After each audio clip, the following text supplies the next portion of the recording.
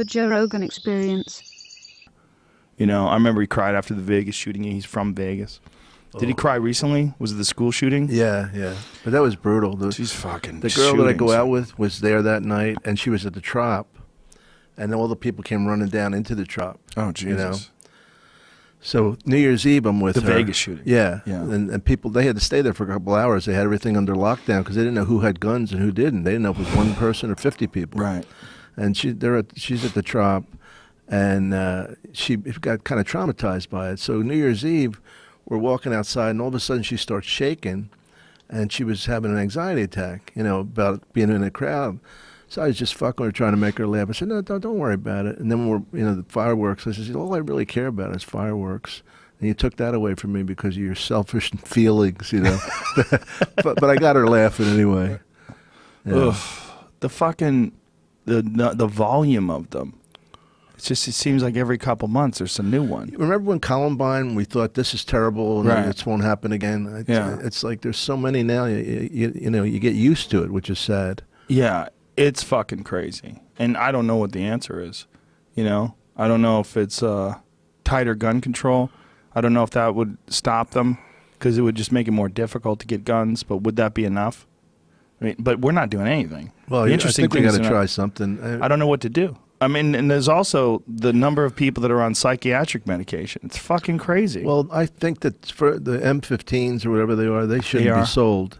They shouldn't be. I mean, you really need that to kill a pheasant? It's not a hunting gun, really. Yeah, the guy who designed them said he made it for war. Yeah, the real guns for hunting are usually bolt action rifles, which means you have a round, you have usually 2 or 3 in the magazine, you have a couple or one in the chamber, you put it in there, you lock it in place, you clamp it down, and you fire a shot, and then you have to bolt it again, you have to use the action again, the shell pops out and another one goes in, bolt that down, and then you get another shot. It's a very slow thing. Yeah, like it like takes a couple of seconds. modern day musket.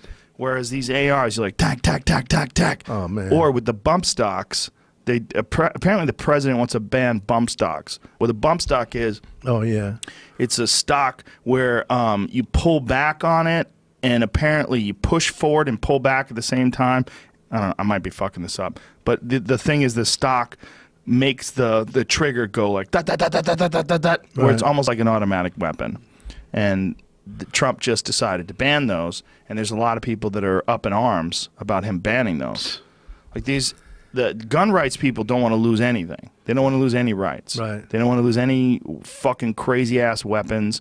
They think that any slip is eventually going to lead to them getting their guns taken away. Like I follow a bunch of NRA people and gun people on Twitter and Nobody's Instagram. going to take their guns away. They think they are. They think they are.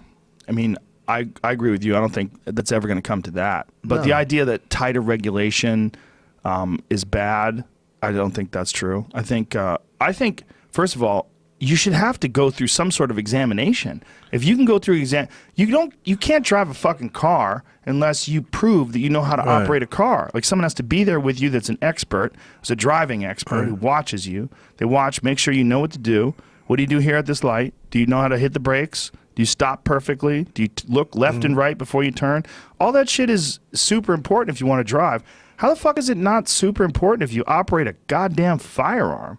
I know. I don't understand. Like the kid who bought I think the kid who did the latest shooting in Florida. Mm-hmm. I think it was, if I'm putting two stories together, I don't know, but apparently he was underage and had fake ID and still was able to buy it. I don't know. I didn't read that story. Maybe, you know. I avoided the story. I saw the kid's face and I saw it's fucking insane. And then you hear all the stories about kids that were saying that they knew that this kid was going to be a school shooter anyway. Wow. They were saying in the past that, and then one of the things he wrote it on Facebook or something, that he wants to be a professional school shooter. Wow. And then 2 years later, and he got visited by the FBI. The FBI actually checked this fucking kid out, talked to him about it, and decided he wasn't a threat. How do you decide someone's a threat or not a threat? Well, if you're talking to them, they're a threat.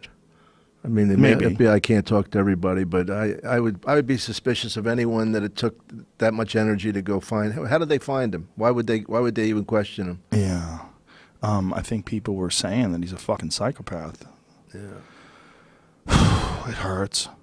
It's just sad. It's just fucking sad that anyone could do that. It's sad that anyone would be hurting and so fucked up that you could take a child. Imagine you have a kid, right? You got a little Dom Herrera, little tiny baby. And he's just a cute little fella, little tiny baby. They don't know anything. They With a giggle when you mustache. tickle them. And then from there, one day, that becomes a school shooter. And Oh, my God. That's what people have to take into consideration. Yeah. This boy, this 19-year-old boy who did that, was a baby at one point in time. He's a failed process, a failed product.